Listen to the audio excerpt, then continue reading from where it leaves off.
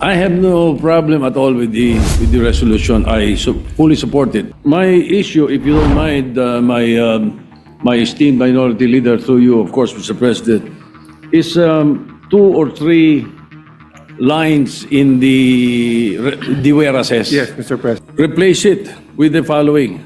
Whereas in 2025, a warrant of arrest issued by the International Criminal Court, ICC, in parentheses, were implemented to apprehend former President Rodrigo Duterte. If you will accept, Mr. President. And make sure that the title and the resolutory clause is, instead of extraordinary rendition, we will use the word extrajudicial. Extrajudicial, yes.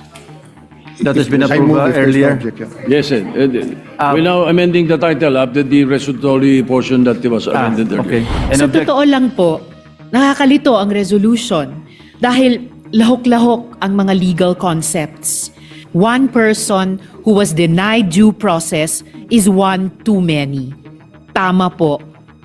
Ang hindi po binigyan ng pagkakataong magsalita, ipagtanggol ang sarili, humarap sa korte, magbigay ng kanilang panig at kumprontahin ang kanilang mga taga-usig ay tunay ngang kalunos-lunos.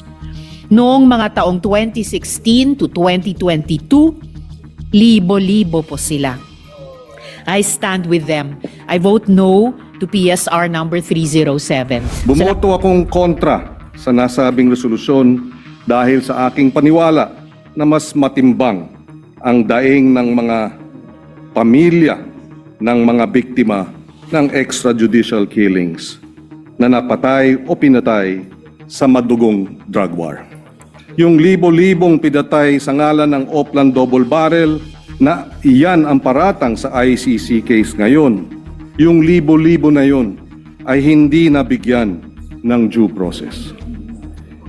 Hindi na sila pinaabot sa korte, kundi diretso sila sa morgue. The Minority Leader, Senator Alan Peter Cayetano, is recognized. Sir President, And to introduce his amendments, the Senate President. before that, Mr. President, isang committee amendment lang po. Sige. So, as discussed with Senator Lacson, our Senate President Pro Temp, in the last last week when we brought this up, the intention of everyone is to make sure of due process, to make sure our Constitution is followed. And good Senate President Pro Temp brought up the fact that if you search the word extraordinary rendition, may negative connotation. So in that respect, I'd like to propose that instead of extraordinary, we use extrajudicial. So the title will read, Resolution Expressing the Sense of the Senate of the Philippines to protect all Filipinos against extrajudicial rendition and guarantee them a reasonable time prior to their surrender by or extradition from the Philippines to seek redress from the courts and avail of legal remedies. In the same manner, Mr. President, if it could be a omnibus amendment, on page 2, lines 33 and 39, after comma, following the word whereas, delete the entire clause and replace with the following. The enforcement of arrest warrant issued by the International Criminal Court against former President Duterte and his subsequent surrender. We'll deal with that later, Mr. President, because we might delete the whole paragraph altogether. So just the title, Mr. President, instead of... In that case, if I may suggest, Mr. President, that the distinguished gentleman, the minority leader, amend the Title. the resolutory portion. Yes. That is where it is contained, so that later we can go to the title. No? But what you were mentioning on... Yes. Tama, Mr. President. So in the same manner, just change the word extraordinary to extrajudicial rendition. All right. So just the title and resolutory Move. at this point in time. Majority Leader, will you move or will I move Yes. for the amendment? Yes, Mr. May I President. move for The the... resolutory portion muna. Yes. Yes, Mr. President. So move on the amendment. An objection? Hearing none, motion is approved.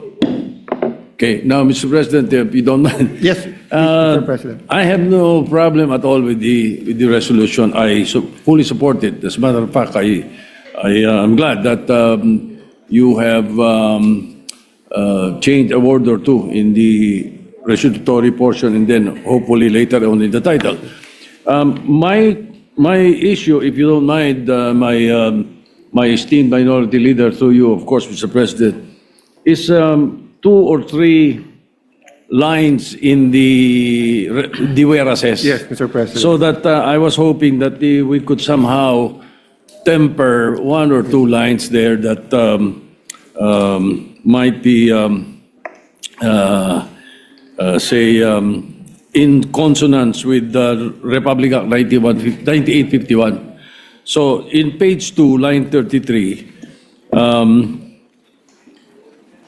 the entire whereas, and I don't understand you were thinking of doing that yourself later on, no? But if I may propose Yes, now, Mr. so President. the entire whereas, 33 to 39. replace it with the following. And I think this will be in consonance with Republic Act 9851. I need not explain it anymore, Mr. President. So replace it with, whereas in 2025, a warrant of arrest issued by the International Criminal Court, ICC, in parentheses, were implemented to apprehend former President Rodrigo Duterte. If you will accept, Mr. President. So with that line and then go to the next already. Yes, whereas. go to the next whereas. I think that's fair, Mr. President, and fair and clear.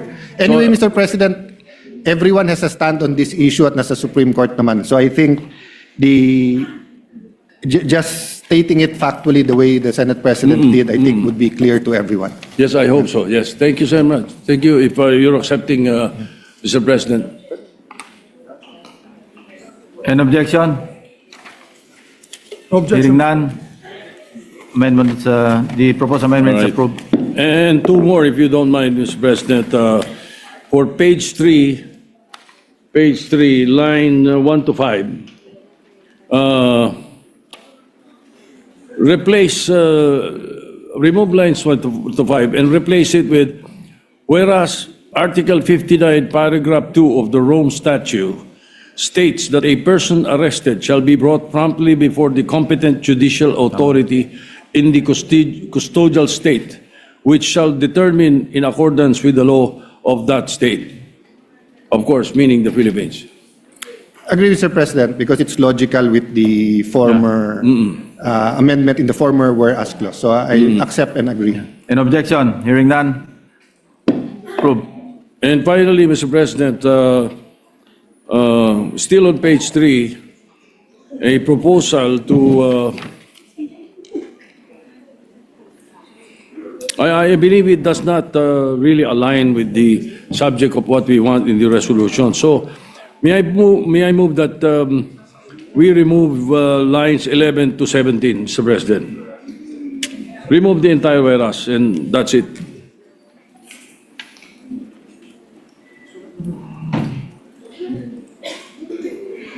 Because it may be redundant. Yes, because we already said so in the lines 1 to 5 of page 3.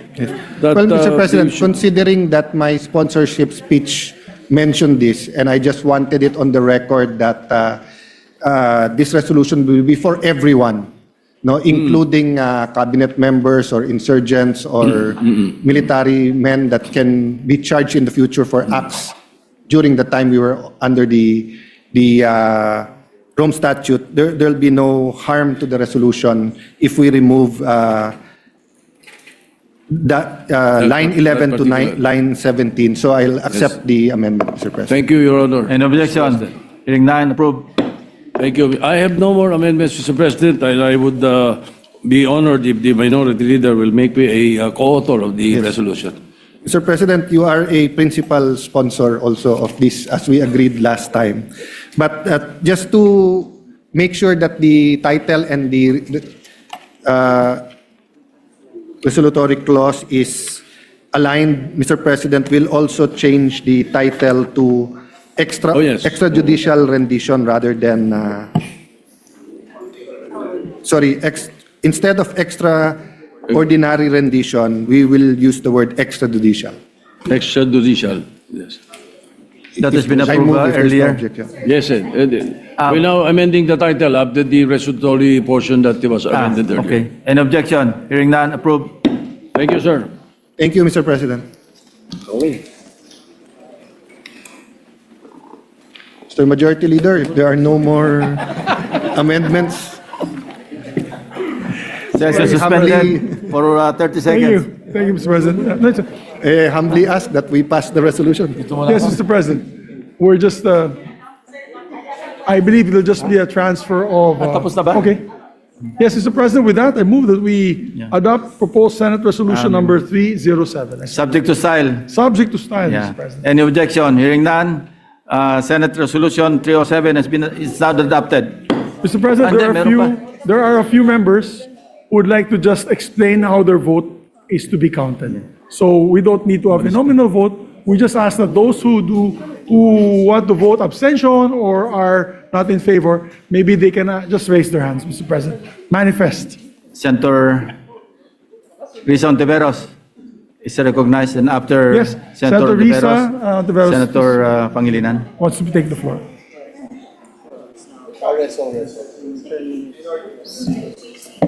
Salamat po, Mr. President. Mr. President, I rise to explain my no vote to PSR number 307. Please proceed. Thank you, Mr. President. This measure is framed as a defense of sovereignty and due process. Those are values I uphold. But sovereignty does not mean insulation from obligations we freely assumed under international law. And due process does not mean immunity from accountability, especially for such grave charges. Sa totoo lang po, nakakalito ang resolution dahil lahok-lahok ang mga legal concepts. Extraordinary rendition o extrajudicial rendition na synonymous sa isa't isa at talaga naman bawal. Extradition na may kanya-kanyang governing treaty. At ang totoong pinapatungkulan ng resolution na ito, which is a surrender to the ICC following Section 17 of Republic Act 9851. Sabi ng resolution, two options daw ang nasa RA 9851, extradition o surrender. Pero hindi po extradition ang tamang proseso dahil according to international law at sa rules on extradition proceedings ng Korte Suprema, extradition is a formal, treaty-based process in which one state surrenders an accused or convicted person to another state to stand trial or serve a sentence. The ICC is not a state, so extradition could not have been an option. Hindi po namili ng mas mapangahas na option ng executive. Namili po siya ng angkop na option dahil extradition is an incorrect remedy. Precision matters, Mr. President. When we mislabel a legal process, we distort the constitutional analysis that follows. Our own Constitution incorporates generally accepted principles of international law as part of the law of the land. The fight against impunity for crimes against humanity reflects a long-settled principle. Individuals may be held criminally responsible under international law for the gravest offenses known to humankind. Ang prinsipyong ito ay hindi lihis sa ating constitutional system. Ito ay nakapalaob nito. Ito ay nagpapayaman nito. Secondly, due process is not confined to a Philippine courtroom. Surrender to the ICC is not a deprivation of due process. It is the means by which due process is realized. The ICC provides for principles which ensure fair proceedings and ample opportunity to be heard. These include the right to counsel, the presumption of innocence, the ability to challenge jurisdiction, the ability to raise defenses, the ability to say that one is not fit to stand trial. Lahat nga po ito ay inavail ng dating Pangulong Duterte.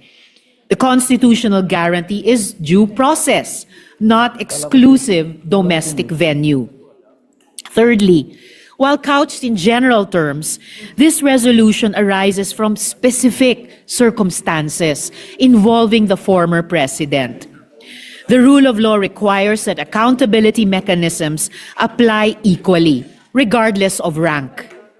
Ginawa po ang ICC para magkaroon ng espasyo ang mga biktima na hindi makakuha ng hustisya dahil estado ang kalaban, dahil makapangyarihan ang kalaban. They deserve due process too. I agree with the first sentence of the second to the last clause of the resolution. One person who was denied due process is one too many. Tama po. Ang hindi po binigyan ng pagkakataong magsalita, ipagtanggol ang sarili, humarap sa korte, magbigay ng kanilang panig at kumprontahin ang kanilang mga taga-usig ay tunay ngang kalunos-lunos. Noong mga taong 2016 to 2022, libo-libo po sila. I stand with them. I vote no to PSR number 307. Salamat po, Mr. President. Majority Leader. Thank you very much, Mr. President. May recognize Senator Francis Pangilinan is recognized. Maraming salamat, Ginoong Pangulo. Nais ko pong ipaliwanag ang aking no vote sa Senate Resolution 307. Nung panahon ng mga sponsorship speeches ng nasabing resolusyon, pinakinggan ko po ang ating mga kasamahan. Maraming mga legal na argumento ang isinusulong ng mga kasamahan po natin, tulad ng right to due process, ang issue ng national sovereignty, ng primacy ng local court systems natin sa International Criminal Court. Ang kapansin-pansin nga lang na sa lahat ng mga sponsorship speeches, walang nabanggit sa usaping hustisya para sa mga biktima ng extrajudicial killings. Mga libong namatay o pinatay sa Oplan double barrel ng nakaraang administrasyon. Noong nakaraang Oktubre, tinalakay ng Senado ang Resolution 144 na hiniling sa Senado sa ICC ang house arrest para sa dating Pangulo. Bumoto akong kontra sa nasabing resolusyon dahil sa aking paniwala na mas matimbang ang daing ng mga pamilya ng mga biktima ng extrajudicial killings na napatay o pinatay sa madugong drug war. Mas matimbang sa aking palagay ang isinisigaw na katarungan. Sa aking paniwala noon na tila ba nabaon sa limot at hindi nangyari ang nasabing pagpatay ng libo-libo nating mga kababayan. Karamihan mahihirap. Naalala ko tuloy ang sinabi mismo ng dating Secretary of Justice nung kapanahonang siya ay nakaupo bilang Secretary at ngayon Ombudsman Jesus Crispin Remulla noong June 2025. And I quote, "Everything that could be erased was erased so that cases would not push through." Nung imbestigahan ng DOJ ang mga kasong pagpatay sa nasabing drug war. Bagamat ang paniwala ko bilang abogado na may maliwanag na basihan ang extraordinary o extrajudicial rendition, totoo, may mga question nga dito. Due process, legalidad nga ng nasabing extraordinary rendition. Totoo din na sa mga questioning usapin ng soberenya at sa kapangyarihan ng ating mga korte ang pagpasya sa mga posibleng na aresto ng ICC warrants. Ang totoo, may kaso sa Korte Suprema na nakabinbin. May petisyon sa Korte Suprema tungkol sa mga isyong ito. Ngunit wag sana nating isantabi na ang resolusyon na ito ay may kinalaman din sa katotohanan, dapat may kinalaman din sa katotohanan at pananagutan na siyang isinisigaw ng mga pamilya ng biktima ng extrajudicial killings. Usapin din ito ng hustisya para sa kanila.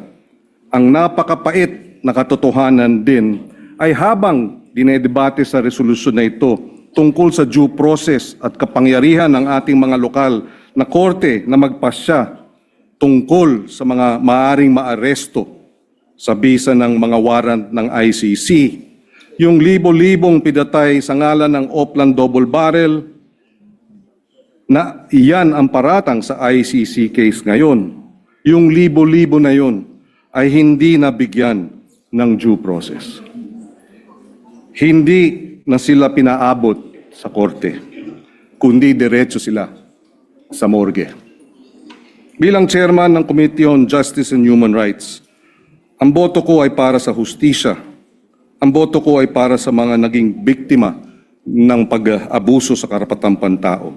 Ang boto ko ay no. Maraming salamat.